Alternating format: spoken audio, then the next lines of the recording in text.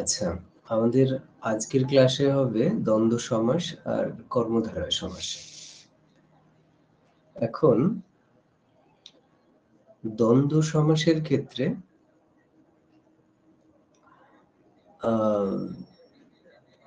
আমরা কি কি বৈশিষ্ট্য লক্ষ্য করি? তোমরা যদি একটু লিখে জানাও বা মুখে বলো, যেভাবে খুশি।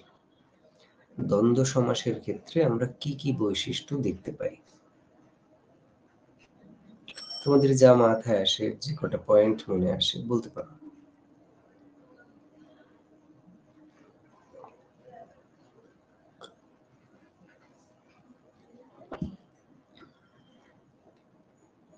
মামুনি বলো।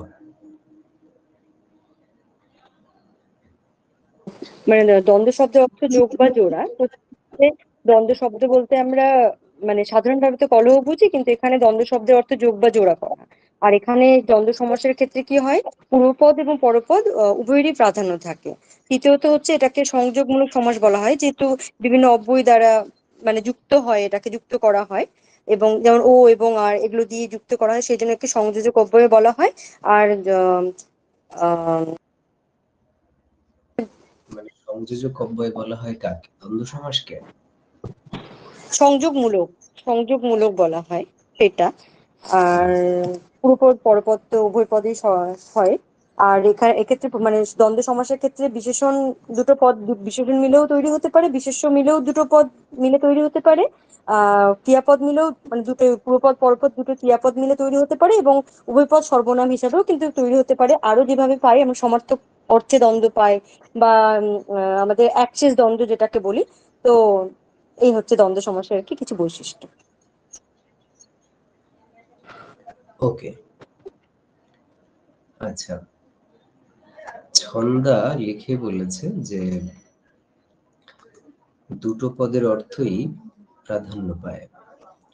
তাহলে আমরা যে কথাগুলো শুনলাম তার থেকে যেটা মনে হলো সেটা হচ্ছে দ্বন্দ্ব সমাসের ক্ষেত্রে পূর্বপদ এবং পরপদ দুটো পদেরই গুরুত্ব সমান। ২ নম্বর হচ্ছে দ্বন্দ্ব সমাস, এখানে যে পূর্বপদ এবং পরপদ তারা সাধারণত কোনো একটা সংযোজক অব্যয় দ্বারা যুক্ত হয় সাধারণত। এছাড়া আরেকটা বৈশিষ্ট্য হচ্ছে দ্বন্দ্ব সমাসের ক্ষেত্রে দুটো বিশেষ্য বা দুটো বিশেষণ বা দুটো সর্বনাম বা দুটো ক্রিয়া, এরা পূর্বপদ এবং পরপদ হিসাবে যুক্ত হয়। তো এই বৈশিষ্ট্যগুলোর উপর মাথায় রেখে আমরা করতে পারি। এছাড়া আরেকটা বলেছে সমার্থক বিপরীতার্থক, এরকম যে দুটো যে পদ হয় পূর্বপদ পরপদ, কখনো কখনো দেখা যায় যে সেগুলো সম অর্থক, আবার কখনো দেখা যায় যে সেগুলো প্রায় সমার্থক, কোনো কোনো ক্ষেত্রে দেখা যায় যে বিপরীতার্থক। আবার কোনো কোনো ক্ষেত্রে যেটা আমরা দেখতে পারি সেটা হচ্ছে যে একশেষ দ্বন্দ্ব, সেটা আমরা যখন করব তখন ওর বৈশিষ্ট্যটা বলবো, ওটা দেখে বলাটা একটু সহজ, বোঝানোটা। তো ঠিক আছে, আমরা দ্বন্দ্ব সমাস নিয়ে এখন আলোচনাটা তাহলে করি।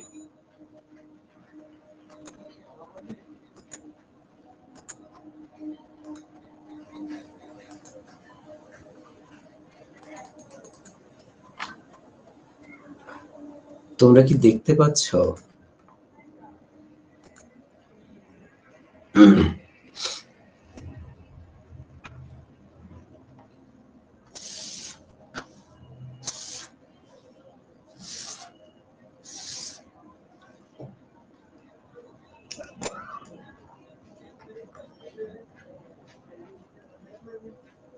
আচ্ছা, ঠিক আছে।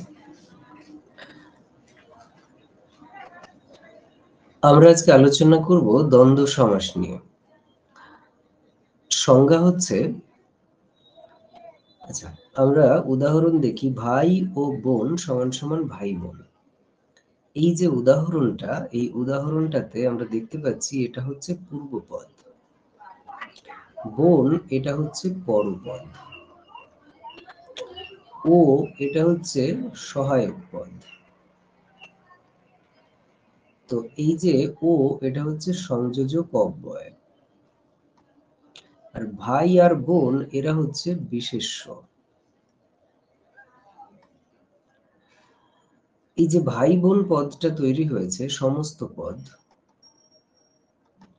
এই ভাই বোন পদটাতে ভাই এর যে অর্থ এবং বোন এর যে অর্থ, দুটো অর্থই সমানভাবে গুরুত্ব পেয়েছে।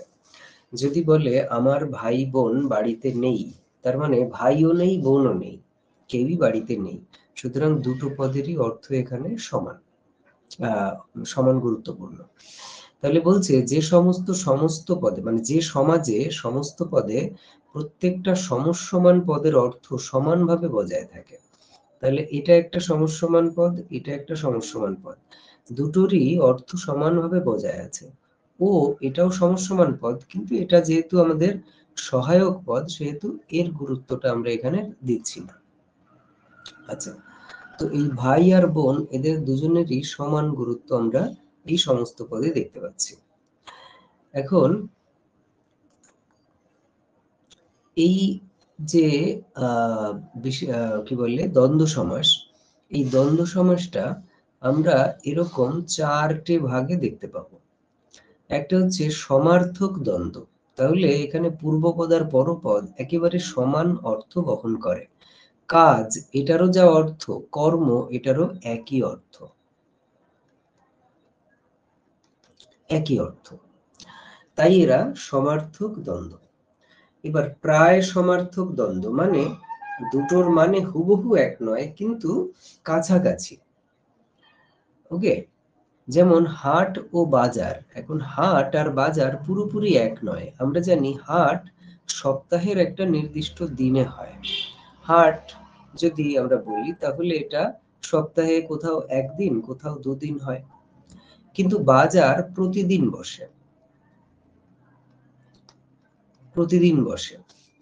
তো কিন্তু দুটো যে আহ আহ দুটো যে বিষয়, সেটা মোটামুটি কাছাকাছি। এখানকার যে অ্যাক্টিভিটি, হাটেও জিনিসপত্র বিক্রি বাটা হয়, বাজারেও তাই হয়। সুতরাং এরা কিছুটা আলাদা, কিন্তু মোটের ওপর সমার্থক, তাই এদের বলছে প্রায় সমার্থক হাট বাজার। বিপরীতার্থক দ্বন্দ্ব, দুটো একে অপরের বিপরীত। দিবস এর বিপরীত হচ্ছে রজনী, বিপরীত, তাই এরা বিপরীতার্থক দ্বন্দ্ব। আর 4 নম্বর যেটা, সেটাকে বলছে একশেষ দ্বন্দ্ব। কি বলছে? সমসমান পদগুলির মধ্যে একটা পদ সমস্ত পদে বজায় থাকে। দেখো, আমি ও তুমি, এই সমসমান পদগুলির মধ্যে এখানে দেখো রয়েছে আমরা। আমরার মধ্যে শুধু এই পদটাকে আমরা দেখতে পাচ্ছি, আমি পদটাকে দেখতে পাচ্ছি। দেখো, আমরা এর মধ্যে শুধু আমি পদটাই আছে, তুমি পদটা এখানে দেখো নেই, তুমি এই পদটা এখানে নেই। তাহলে বলছে সমসমান পদগুলোর মধ্যে একটা পদ সমস্ত পদে বজায় থাকে। তাহলে এখানে এই আমি, এই একটা পদই এই সমস্ত পদের মধ্যে আমরা দেখতে পাচ্ছি। আর কি? তার সাথে বহু বচনান্ত বিভক্তি যুক্ত হয়। এই যে ধরো আমি, এই পদটা বজায় থাকবে, আর কি হবে? এর সাথে বহু বচনান্ত বিভক্তি যুক্ত হবে। এখানে দেখো, সেটা হচ্ছে রা। ঠিক আছে, এই হচ্ছে বহু বচনের বিভক্তি যুক্ত হয়েছে। এই হলো ব্যাপার। তো এখানেও আমি, তুমি ও সে, আমরা, লক্ষ্য করে দেখো এখানে শুধু আমিটাই রয়েছে, এখানে আমি এটাই রয়েছে, আর শেষে বহু বচনান্ত বিভক্তি যুক্ত হয়ে রয়েছে। এই হচ্ছে ব্যাপার। তাহলে এই একশেষ দ্বন্দ্বের দুটো বৈশিষ্ট্য, একটা হচ্ছে কি, সমসমান পদগুলোর মধ্যে একটা পদ এখানে আমরা দেখতে পাই সমস্ত পদে। আর 2 নম্বর হচ্ছে এই সমস্ত পদের শেষটা হবে বহু বচনান্ত বিভক্তি দিয়ে, যেমন এখানে রা, এই জাতীয়। এটা হচ্ছে একশেষ দ্বন্দ্ব। আচ্ছা, আর দু একটা উদাহরণ আমরা পেতে পারি, যাই হোক সেটা আমরা উদাহরণ পেলে তখন আলোচনা করবো এই বিষয়ে। আপাতত এটা কথা বলা উচিত, দরকার নেই। এবার আরেক দিক থেকে বলছে যে কোন কোন পদের সমাস হচ্ছে। দেখো, বিশেষ্য পদের দ্বন্দ্ব, যেখানে দুটোই বিশেষ্য পদ, ভাই ও বোন দুটোই বিশেষ্য পদ, তনু ও মন দুটোই দেখো বিশেষ্য পদ। আবার বিশেষণ পদের দ্বন্দ্ব হতে পারে, নরম ও গরম দুটোই দেখো বিশেষণ, অ্যাডজেক্টিভ। নরম এটা হচ্ছে কোনো একটা জিনিসের অবস্থা বোঝাচ্ছে, এখানে আমরা বলতে পারি যে তার উত্তাপের অবস্থা বোঝাচ্ছে। গরম, এই হচ্ছে ব্যাপার। আচ্ছা, এরপরে বলছে নরম গরম। আচ্ছা, এরপরে বলছে ছোট ও বড়, ছোট বড়, এখানেও তাই। এগুলো হচ্ছে বিশেষণ। সর্বনাম পদের দ্বন্দ্ব তুমি ও আমি, তুমি আমি, এটা হচ্ছে সর্বনাম পদের দ্বন্দ্ব, তুমি আমি। ওকে, ক্রিয়াপদের দ্বন্দ্ব। আচ্ছা, ক্রিয়াপদের দ্বন্দ্ব কি বলছে? মেরে ও ধরে, মেরে ধরে, হেসে ও খেলে, হেসে খেলে, দুটোই ক্রিয়াপদ। আচ্ছা, এবার কথা হচ্ছে যে এই যে সর্বনাম পদের দ্বন্দ্ব আমি ও তুমি ও আমি, তুমি আমি, এটা হচ্ছে দুটোই সর্বনাম পদ, তুমিও সর্বনাম পদ, আমিও সর্বনাম পদ। আচ্ছা, এখানে দুটো পদেরই অর্থ সমানভাবে আমরা দেখতে পাচ্ছি, দুটো পদেরই অর্থ সমান প্রাধান্য পাচ্ছে। আচ্ছা, এইবার যদি এই যে তুমি ও আমি, তুমি আমি, যদি এইটা আমি বলি, তাহলে এটাকে আমি একশেষ দ্বন্দ্ব কিন্তু বলতে পারছি না। এটা এর গঠনগত দিক থেকে এ একশেষ দ্বন্দ্বের মধ্যে পড়ছে না, ঠিক আছে? এইটা একটা বিষয়। কোন কোন বইয়ে এটাকে একশেষ দ্বন্দ্বের মধ্যে ফেলা থাকতে পারে, কিন্তু এই জাতীয় ইয়েগুলোকে আমরা না ফেললে ভালো হয়।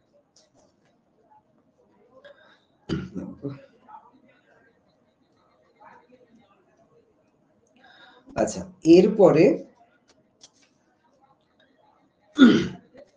কি একটা যেন বলতে যাবো তোমাদের, ভাবলাম ভুলে গেলাম।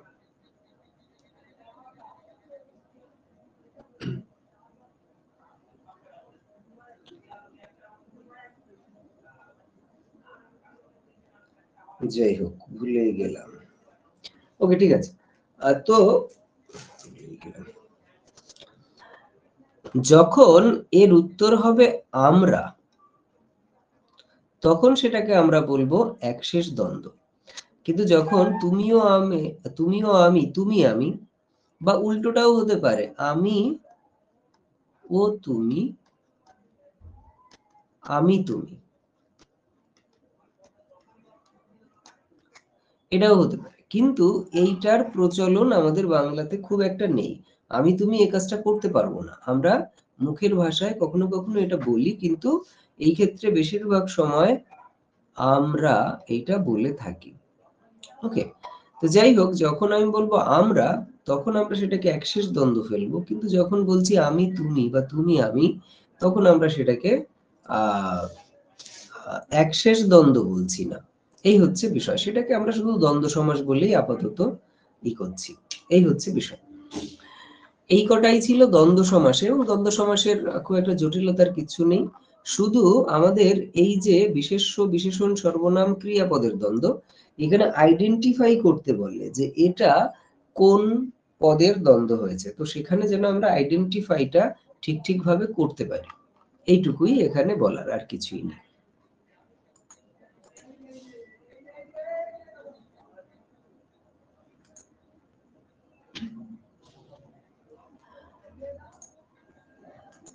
আচ্ছা, এখানে প্রশ্ন করেছে যে রাস্তাঘাট বা মাঠ ঘাট এগুলো কি বিপরীতার্থক দ্বন্দ্বের মধ্যে পড়বে? দেখো, রাস্তা আর ঘাট, মাঠ আর ঘাট, এখন কথা হচ্ছে যে মাঠ, মাঠের বিপরীত কি ঘাট? ওকে, এইটা ভাবতে হবে যে মাঠের বিপরীত যদি ঘাট হয়, তখন তাকে আমরা বিপরীতার্থক দ্বন্দ্ব বলবো। কিন্তু যদি মাঠের বিপরীত ঘাট না হয়, তখন সেটাকে বিপরীতার্থক দ্বন্দ্ব বলাটা ঠিক নয়। বিপরীতার্থক দ্বন্দ্ব হচ্ছে মানে সব উদাহরণকেই আমরা এই ভাগগুলোর মধ্যে ফেলতে পারবো না। হ্যাঁ, আমাদের যে সংজ্ঞাগুলো বলা হয় সেই সংজ্ঞাগুলো মূলত প্রধান বৈশিষ্ট্যকে মাথায় রেখে করা হয়, কিন্তু তার বাইরেও কিছু কিছু বৈশিষ্ট্য আমরা খুঁজে পেতে পারি। এবার সেগুলোর ক্ষেত্রে আমরা এরকম মানে ওই ভাগগুলোর মধ্যে ফেলতে যাই না, সেক্ষেত্রে আমরা বলবো দ্বন্দ্ব সমাস। দেখুন, যেটা বলছো মাঠ ও ঘাট, মাঠের বিপরীত মোটেই ঘাট নয়। হুম এই কারণে কিন্তু রাস্তাঘাট এক্ষেত্রে খানিকটা বলা যেতে পারে যে হ্যাঁ, রাস্তা ওপরে থাকে, ঘাট তার ইয়েতে থাকে, সেভাবে বলতে পারো। তবে এইগুলোর কোনোটাই অ্যাকচুয়ালি বিপরীতার্থক দ্বন্দ্বের মধ্যে পড়ে না। কোনো বইয়ে আমরা বিপরীতার্থক দ্বন্দ্বের মধ্যে দেখতে পারি, আমরা হয়তো দেখতে পারি, কিন্তু এইগুলো বিপরীতার্থক দ্বন্দ্ব নয়। বিপরীতার্থক দ্বন্দ্ব হচ্ছে দিন রাত, ঠিক আছে? অনেক সময় বলে আকাশ পাতাল, হ্যাঁ, এইগুলো হচ্ছে সাদা কালো, এইগুলোকে আমরা বিপরীতার্থক দ্বন্দ্ব বলবো। আর যদি এরকম উদাহরণ থাকে সেক্ষেত্রে শুধু দ্বন্দ্ব সমাস বলেই বলা যেতে পারে। এবার যদি অপশন দিয়ে দেয়, সেই অপশনের মধ্যে আমাদের ভাবতে হবে যে আমি কোনটা দেব। তবে যদি থাকে বিপরীতার্থক দ্বন্দ্ব, আর যদি থাকে যে প্রায় সমার্থক দ্বন্দ্ব, যদি থাকে সমার্থক দ্বন্দ্ব, এইরকম যদি থাকে, থাকার কথা নয়, থাকার কথা নয়। অ্যাকচুয়ালি এইগুলো তৈরি হয়েছে হচ্ছে তোমার ওই আনুষঙ্গিক যে শব্দগুলো তৈরি হয় না, অনুষঙ্গ নিষ্পন্ন যে শব্দগুলো, এইগুলো প্রত্যেকটা হচ্ছে সেই জাতীয় শব্দ।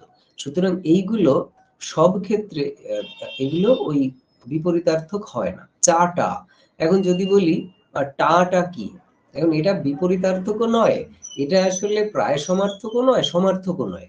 হ্যাঁ, চা ও টা, ঠিক আছে? এবার এই ক্ষেত্রে আমরা ওই এটাকে কোনোটার মধ্যে ফেলতে পারবো না, এটাই হওয়ার কথা। আর যদি কোথাও কেউ ফেলতে চায় তাহলে সেটা একটু জোর করে ফেলা হবে বলেই আমার মনে হয়। আচ্ছা, এরপরে আমরা কর্মধারয় সমাস নিয়ে একটু কথা বলি, দেখি। কর্মধারয় সমাসের ক্ষেত্রে, কর্মধারয় সমাসের ক্ষেত্রে আমরা কি বৈশিষ্ট্য লক্ষ্য করি একটু শুনি তোমাদের কাছে। কর্মধারয় সমাসের ক্ষেত্রে আমরা কি বৈশিষ্ট্য লক্ষ্য করি বলো।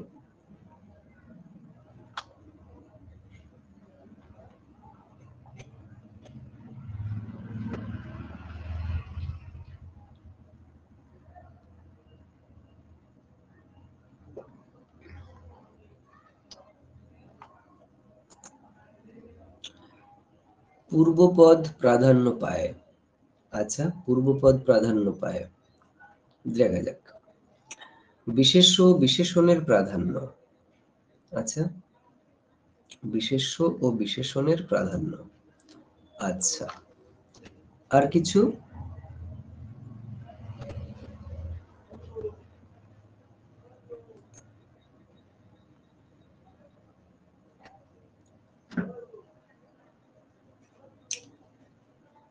আর কিছু হতে পারে?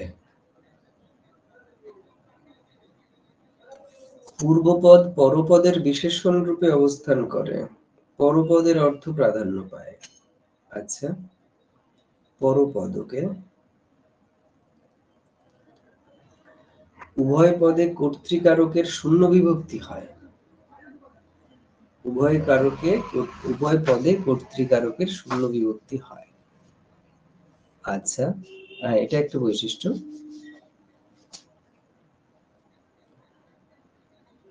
আচ্ছা, কর্মধারয় সমাস কত প্রকার? কত প্রকার? 5 প্রকার, ওকে। কি কি? কি কি?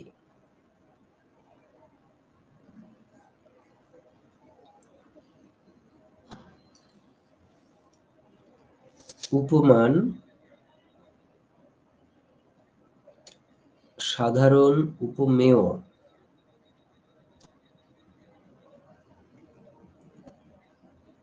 রূপক। ওকে, তাহলে তো 5টা হয়ে গেল না? উপমান, উপমেয়, রূপক, সাধারণ, আচ্ছা, মধ্যপদলোপী। ওকে, এবার ঠিক আছে। ওকে, আচ্ছা, আরেকটা প্রশ্ন, সেটা হচ্ছে যে উপমান কাকে বলি আমরা? কেউ মুখে বলতে পারবে? উপমিত, আচ্ছা, কেউ মুখে বলতে পারবে উপমান কাকে বলি?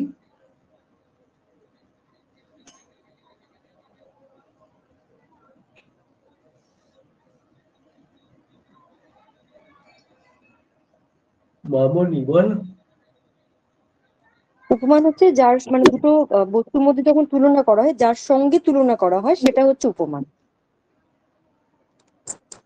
আর উপমানের যাকে বিপরীত? তুলনা করা হয় সেটা হচ্ছে উপমেয়, যাকে তুলনা করা হচ্ছে সেটা হচ্ছে উপমেয়। আর যার দ্বারা মানে যেটা দ্বারা তুলনা করা হচ্ছে সেটা হচ্ছে সাধারণ ধর্ম, যেটাকে বলি আমরা। যেমন মানে তুষার শুভ্র এরকম। তো শুভ্রতার দ্বারা ওই ওই যে আচ্ছা, ওকে, অর্থটার দ্বারা বোঝানো হয় সেটা। ঠিক আছে। চলো, তাহলে তোমাদের কথাগুলো কিছু কিছু বুঝেছি। আমরা এবার তাহলে একটু মিলিয়ে নিই।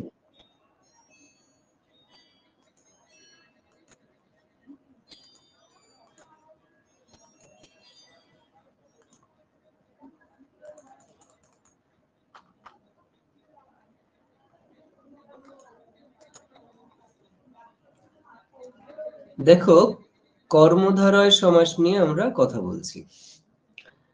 নষ্ট যে নীড়, যে সহায়ক পদ, মূল পদ হচ্ছে নষ্ট আর নীড়, এটা পূর্বপদ, এটা পরপদ।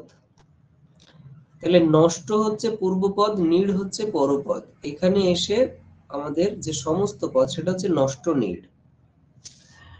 এখন এখানে লক্ষ্য করে দেখো, নষ্ট নীড় রচনা করেছি, তাহলে এখানে নষ্ট রচনার উপরে বেশি গুরুত্ব দেওয়া হচ্ছে না নীড়ের উপরে বেশি গুরুত্ব দেওয়া হচ্ছে? মানে নষ্ট এই কোয়ালিটিটার উপরে বেশি গুরুত্ব দেওয়া হচ্ছে নাকি নীড়টা সম্পর্কে বলা হচ্ছে এটা বেশি গুরুত্ব পাচ্ছে? আসলে গুরুত্ব পাচ্ছে এই নীড়টা। যে নীড়টা তার সম্পর্কে বলা হচ্ছে সেটা নষ্ট। তাহলে এই নীড় সম্পর্কেই মেইনলি কথা বলা হচ্ছে। নষ্ট হচ্ছে তার বিশেষণ। এই হচ্ছে ব্যাপার, নীড়টা কেমন? নষ্ট। তাহলে বলছে যে সমাসে পূর্বপদ মানে নষ্ট, পরপদ মানে নীড় এর বিশেষণ রূপে ব্যবহৃত হয়। নীড়ের বিশেষণ হচ্ছে নষ্ট, এইভাবে ব্যবহৃত হয়, এইভাবে অবস্থান করে। ঠিক আছে? তাহলে পূর্বপদ হয়ে যায় বিশেষণ। কার বিশেষণ? এই পরপদের বিশেষণ, মানে নীড়ের বিশেষণ নষ্ট। আর কি পরপদের অর্থ প্রাধান্য পায়? এখানে নষ্ট নয়, নীড়টাই বেশি প্রাধান্য পাচ্ছে। নীড় সম্পর্কে কথা বলাটাই আসলে প্রধান, এটা। তাহলে কর্মধারয় সমাসে পরপদের প্রাধান্য, পরপদের প্রাধান্য, আর কি পূর্বপদ পরপদের বিশেষণ। এই দুটো জিনিস অবশ্যই মাথায় রাখতে হবে। একজন বলেছিল যে পূর্বপদ পরপদ দুটো পদে এই শূন্য বিভক্তি থাকে। হ্যাঁ, এখানে বেশিরভাগ উদাহরণগুলো আমরা সেরকমই পাবো।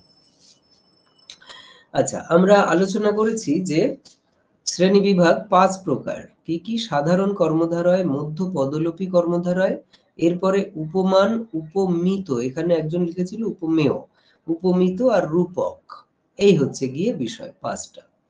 তো এর মধ্যে সাধারণ কর্মধারয়, মনে রাখবে এই সাধারণ কর্মধারয়ের বৈশিষ্ট্য অনুযায়ী কিন্তু কর্মধারয় সমাসের বৈশিষ্ট্য হয়েছে, মানে কর্মধারয় সমাসের সংজ্ঞা হয়েছে।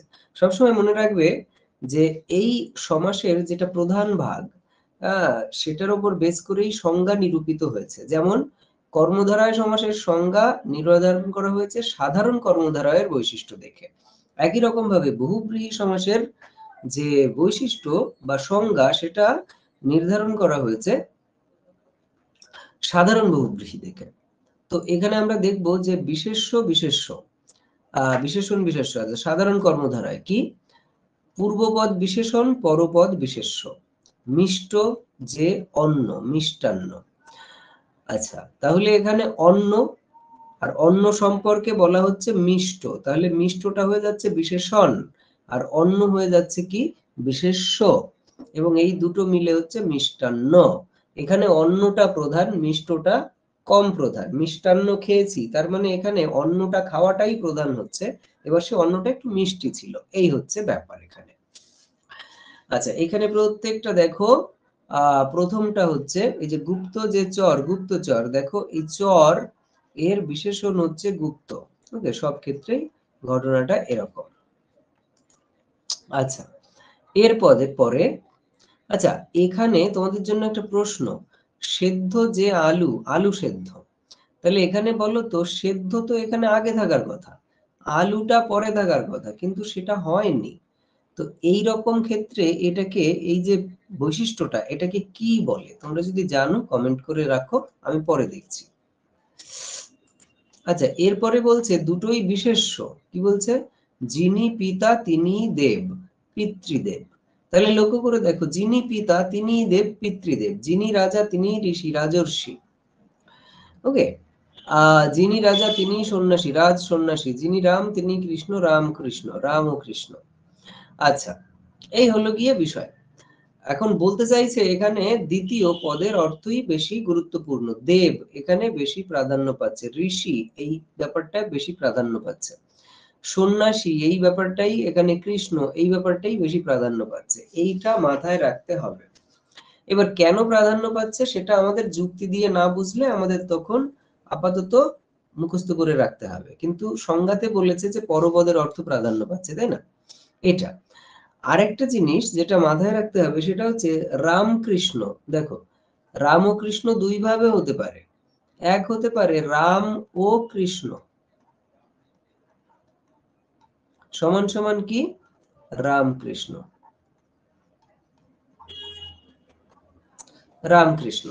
তাহলে এই যে রাম ও কৃষ্ণ আসছে, এটার মানে যদি হয় একক ব্যক্তি রামকৃষ্ণ, তখন হবে কি যিনি রাম তিনি কৃষ্ণ, মানে তার মধ্যে রামের গুণাবলীও আছে, কৃষ্ণর গুণাবলীও আছে। তাহলে মানুষ হিসাবে তিনি একজন, রামকৃষ্ণ। কিন্তু যদি বলি রাম ও কৃষ্ণ এখানে আসছে, সেটাকে একসঙ্গে বলি রাম কৃষ্ণ আসছে, তাহলে এর মাঝখানে হবে একটা হাইফেন। আর তখন রাম একজন কৃষ্ণ একজন, তারা একসাথে আসছে, তাই বলছে রাম কৃষ্ণ আসছে। অনেক সময় আমরা ও ব্যবহার না করে একটা হাইফেন দিয়ে কাজ চালাই। তাহলে মাথায় রাখবে, যখন হাইফেন থাকবে তখন বুঝবে এটা দ্বন্দ্ব সমাস, আর যখন একসঙ্গে টানা থাকবে তখন বুঝবে এটা বহুব্রীহি, কি বলে, কর্মধারয় সমাস। এই হচ্ছে ব্যাপার। আর একটা বিষয় সেটা হচ্ছে, দেখো বিশেষ্য আর বিশেষ্যে দ্বন্দ্ব সমাস হয়, বিশেষ্য আর বিশেষ্যে দ্বন্দ্ব সমাসও হয়। আমরা একটু করেছি না, বিশেষ্য পদের দ্বন্দ্ব, বিশেষণ পদের দ্বন্দ্ব। তাহলে এটা কি দ্বন্দ্ব সমাস? এটা কখন দ্বন্দ্ব সমাস হবে? যখন এর মাঝখানে একটা সংযোজক অব্যয় দিয়ে আমরা যুক্ত করব। এক, দু নম্বর হচ্ছে যে যে সমস্ত পদটা তৈরি হবে সেই সমস্ত পদ এখানে উভয় পদের অর্থ প্রাধান্য পেতে হবে যদি এটা দ্বন্দ্ব সমাস হতে হয়। কিন্তু আমাদের এখানে শুধু পূর্ব পরপদের অর্থই প্রাধান্য পাচ্ছে। এই কারণে এই কারণে দুটো বিশেষ্য থাকলেই আমরা সেটাকে কি বলে দ্বন্দ্ব সমাস ভাববো না, আমাদের ভাবতে হবে অন্য বৈশিষ্ট্যের ক্ষেত্রটা। সেরকম বিশেষণ বিশেষণের মানে সমাস হলেই আমরা সেটা দ্বন্দ্ব সমাস ভাববো না, কি বলে কর্মধারয় হতে পারে। যিনি গণ্য তিনিই মান্য, গণ্য মান্য। অম্ল অথচ মধুর, অম্ল মধুর। কাঁচা অথচ মিঠে, কাঁচা মিঠে। যাই হোক, ইত্যাদি ইত্যাদি ব্যাপার। এখন এই অবধি দেখো আমরা কতগুলো প্যাটার্ন দেখলাম। একটা প্যাটার্নে কি মাঝখানে যে আছে, লক্ষ্য করে দেখো, মহান যে মানব মহামানব, তাহলে এটা একটা প্যাটার্ন, এক নম্বর প্যাটার্ন, যেখানে মাঝখানে যে থাকবে। এবার দু নম্বর প্যাটার্ন আমরা কি দেখেছি, যিনি তিনি, যিনি রাজা তিনি সন্ন্যাসী। এই যে প্যাটার্ন, এটা হচ্ছে দু নম্বর প্যাটার্ন, যিনি তিনি যে সে, এইগুলো।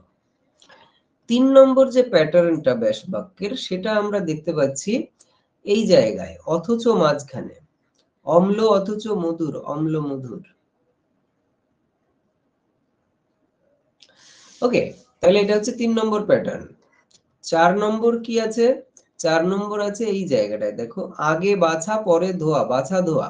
এত বাছা ধোয়া করিস না, বা বাছা ধোয়া করে নিয়ে আয় তো, বা ধোয়া মোছা করে নিয়ে আয়, আগে ধোয়া পরে মোছা। তাহলে এইগুলো হচ্ছে চার নম্বর প্যাটার্ন। সেখানে কি আগে পরের ব্যাপার থাকবে, এই হচ্ছে গিয়ে বিষয়। আচ্ছা, এখন এখানে সব ক্ষেত্রে ওই যে যেটা বললাম যে ওই পরপদের অর্থ প্রাধান্য পাচ্ছে, সেটা আমাদের সাধারণ যুক্তিতে অনেক সময় নাও আসতে পারে, কিন্তু এটাই ব্যাকরণবিদরা বলতে চেয়েছেন, আমাদেরও বাবাই পড়তে হবে, তাই ব্যাপার। আচ্ছা, এরপরে মধ্য পদলোপী কর্মধারয়, এইটা আমি পরে করব। আমরা চলে যাই উপমান উপমিত রূপক কর্মধারয়ের ক্ষেত্রে। দেখো, রমেশ সুরেশের চেয়ে মতো লম্বা। তাহলে রমেশ সুরেশের মতো লম্বা, দুটো ছেলের মধ্যে তুলনা করা হচ্ছে তাদের হাইট নিয়ে। তাহলে এখানে উপমেয়কে প্রধান বক্তব্য বিষয়, অর্থাৎ যার সম্পর্কে বলা হচ্ছে, এখানে কার সম্পর্কে বলা হচ্ছে? রমেশ সম্পর্কে। রমেশ সুরেশের মতো লম্বা, তাহলে রমেশের সম্পর্কে বলা হচ্ছে। রমেশ হচ্ছে সেক্ষেত্রে আমাদের উপমেয়। উপমানকে, এই উপমেয়কে যার সাথে তুলনা করা হয়, যার মতো সে, কার মতো? সুরেশের মতো, তাহলে সুরেশ হচ্ছে এখানে উপমান। এবার বলছে সাধারণ ধর্ম কি? উপমেয় উপমানের মধ্যে মিল আছে যে বিষয়, এখানে মিলটা কি? লম্বা, দৈর্ঘ্যে মিল আছে ওদের মধ্যে, এটা হচ্ছে সাধারণ ধর্ম। আর একটা হচ্ছে সাদৃশ্যবাচক শব্দ, দুটো যে একই রকম, এর সাদৃশ্যবাচক শব্দ কি? যে শব্দের মাধ্যমে তুলনাটা করা বোঝাচ্ছে।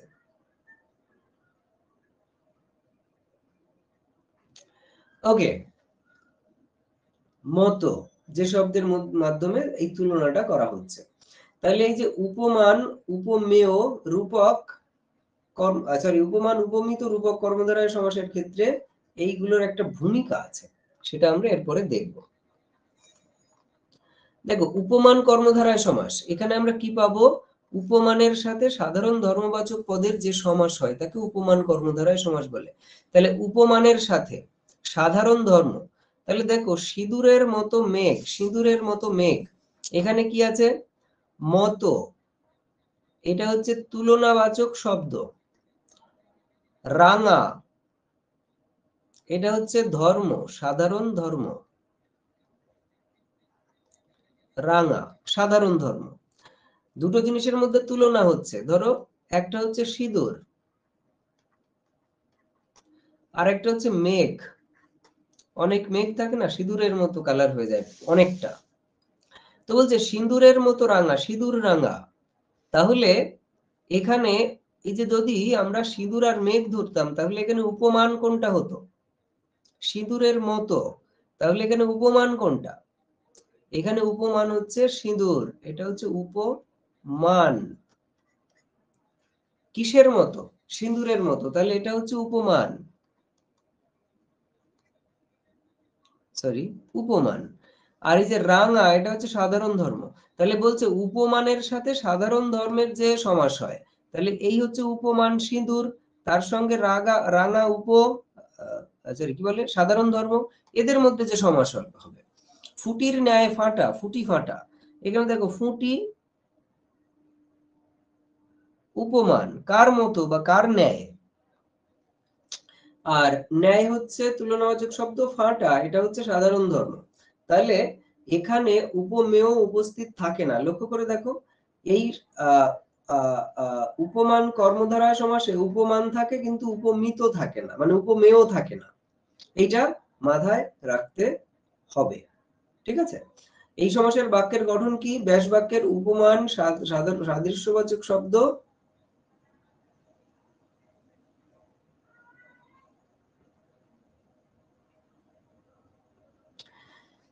আচ্ছা, এরপরে আমরা চলে যাই উপমিত কর্মধারয় সমাসে।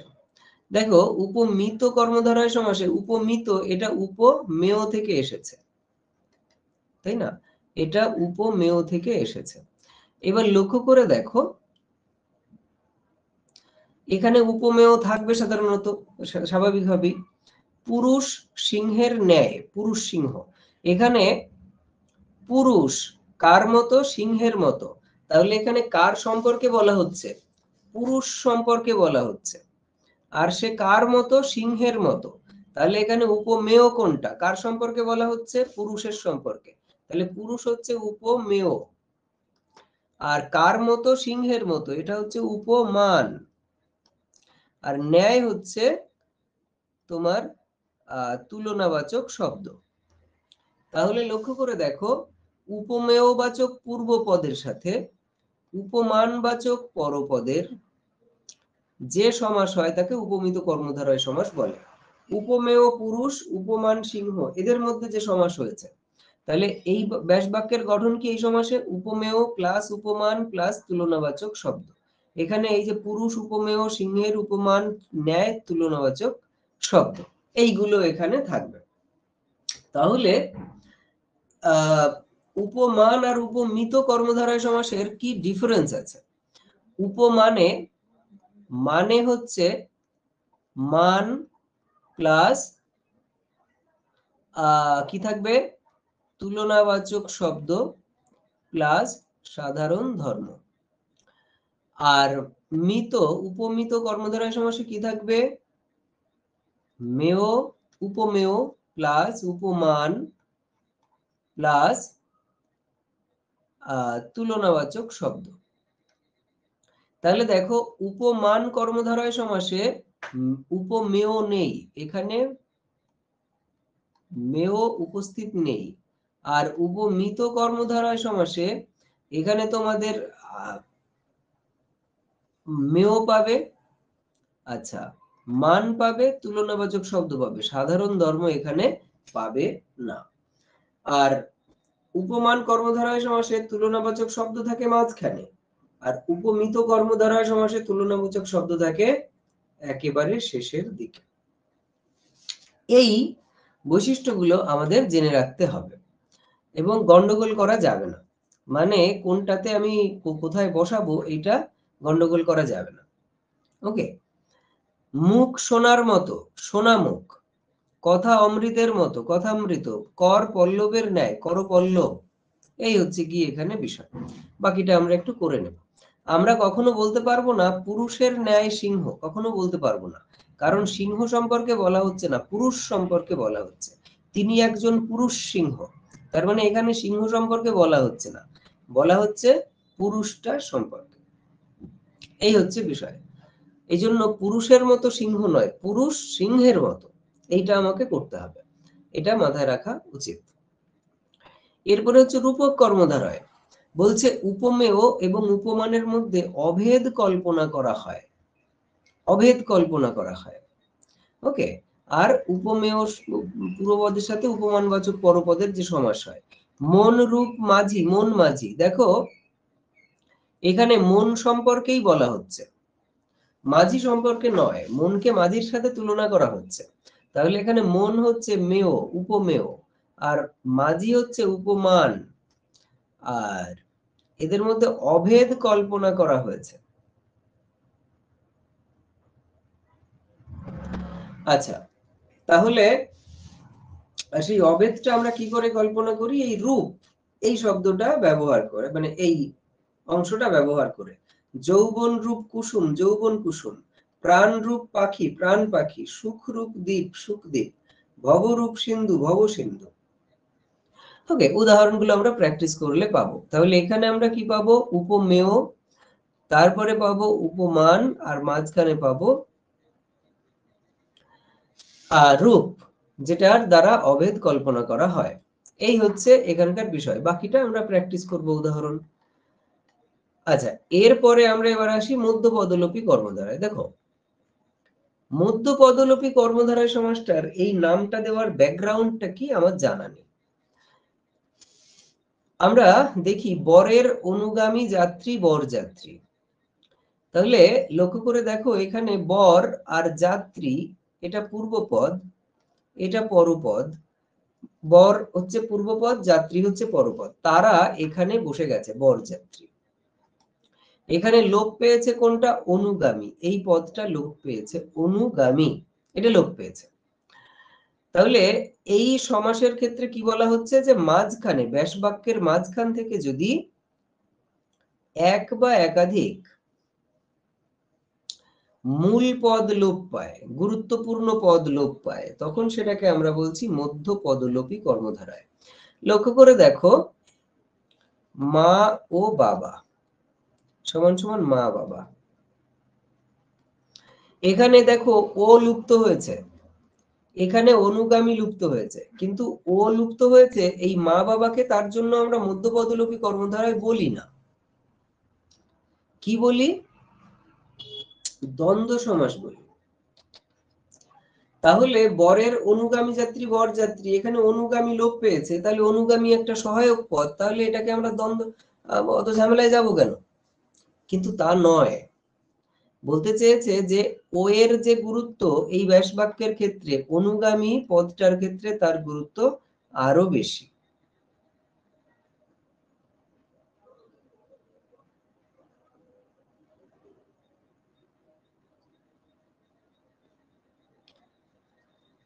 আচ্ছা, এবার আমরা পরের উদাহরণগুলো দেখি। তাহলে এখানে বলছে মধ্য পদলোপী কর্মধারায় আমরা কখন বলবো?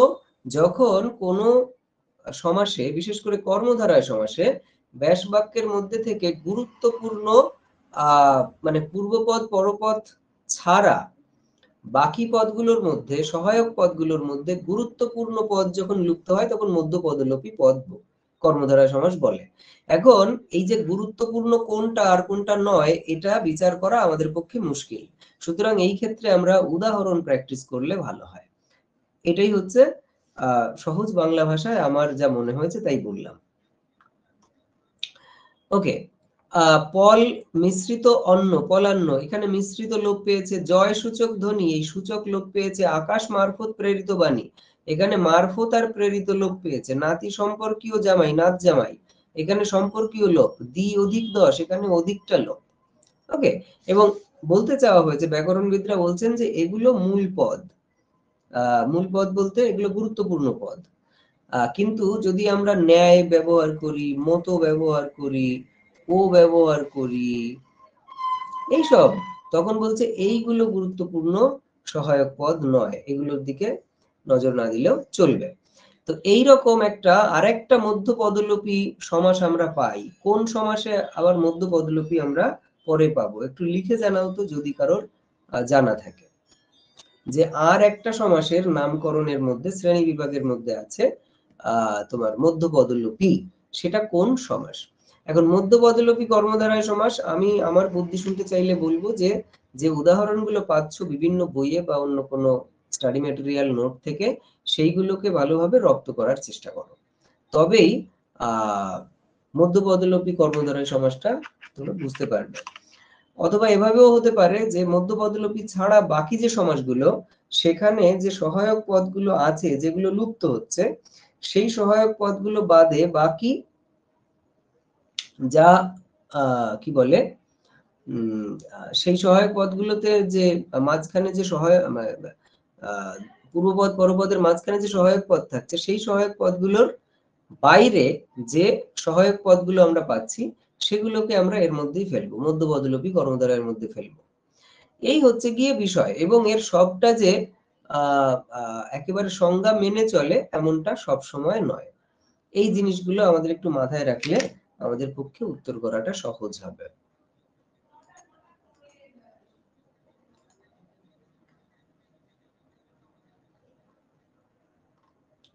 আচ্ছা, ওকে, তোমরা কমেন্ট করেছো পূর্বপদের পরনিপাত। আচ্ছা, মানে যেখানে পূর্বপদ পরপদ তাদের নিজের স্থান বজায় রাখতে না পেরে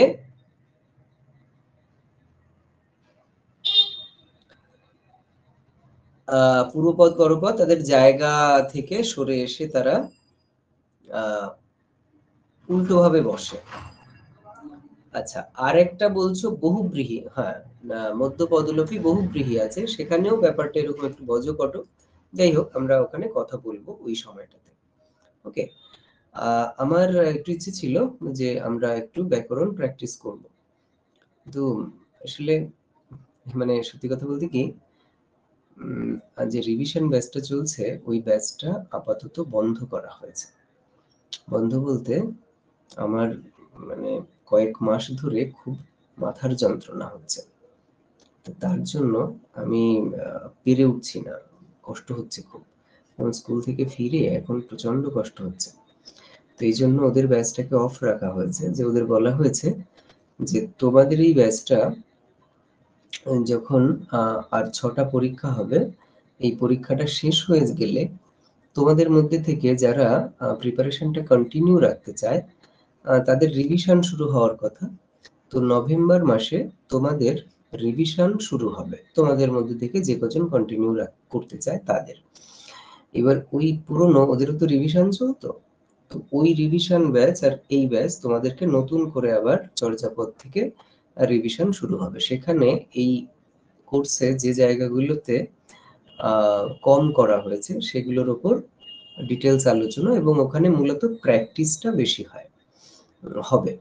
হ্যাঁ, বামনদেব চক্রবর্তীর ব্যাকরণ বইয়ের যে অনুশীলনী সেগুলো সলভ হয়, ইত্যাদি ইত্যাদি। তো ওদেরকে বলেছে যে তোমরা আপাতত 1.5 মাস একটু অফ রাখো, নতুন ব্যাচটার শেষ হয়ে গেলে তোমাদের ওদের সঙ্গে একসঙ্গে তখন রিভিশন একটাই ব্যাচ হবে। মানে আমি আর টেনে উঠতে পারছি না, প্রচন্ড কষ্ট হচ্ছে, যন্ত্রণা হচ্ছে দীর্ঘদিন ধরে।